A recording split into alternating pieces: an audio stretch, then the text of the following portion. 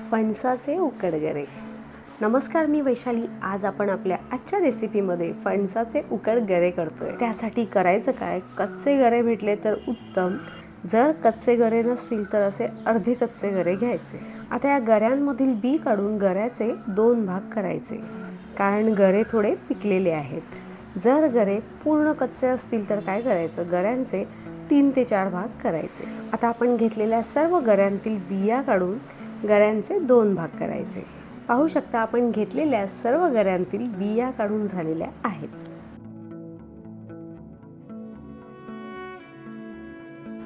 आता या गऱ्यांच्या फोडींना फोडणी देण्यासाठी कढईमध्ये तेल घालायचं.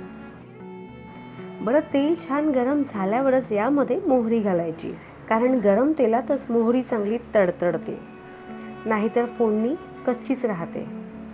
आता आपण घातलेली मोहरी छान तडतडल्यावर यामध्ये कढीपत्ता घालायचा.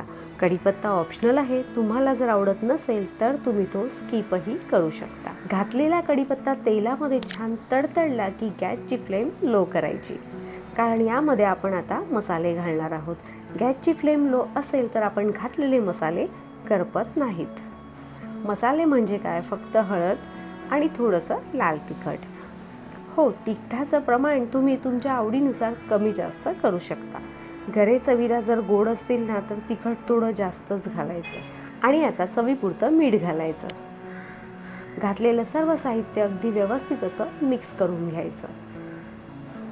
आता या फोडणीत अगदी हलक्या हाताने गऱ्यांच्या फोडी घालायच्या. फोडी फोडणीमध्ये छान मिक्स करून घ्यायच्या.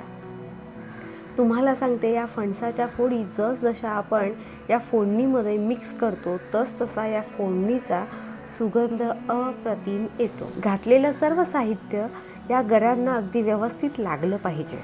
आता गॅसची फ्लेम लोच ठेवून यावर झाकण ठेवायचं आणि जास्तीत जास्त 4 ते 5 मिनटं हे गरे छान शिजवून घ्यायचे. 4 ते 5 मिनटं हे गरे शिजायला पुरेसे असतात. तुम्हाला सांगते, शिजलेले गरे थोडेसे कच्चे खायला छान लागतात. हो, या गऱ्यांची अगदी बियांसकटही उकड केली जाते. त्यासाठी गऱ्यांना आपण दिली तशी फोडणी द्यायची आणि थोडंसं पाणी घालून कुकरला एखाद दुसरी शिट्टी काढायची, म्हणजे आतल्या बिया शिजतात. मला मात्र हे गरे असेच खायला आवडतात. आता हे गरे गरम असतानाच अगदी बारीक चिरलेली यावर कोथिंबीर घालायची आणि घातलेली कोथिंबीर अगदी व्यवस्थित मिक्स करून घ्यायची. बरं, आता एका बाजूला गरम गरम चहा करत ठेवायचा. गरम चहा, पाऊस आणि हे उकड गरे, आहा, मस्त.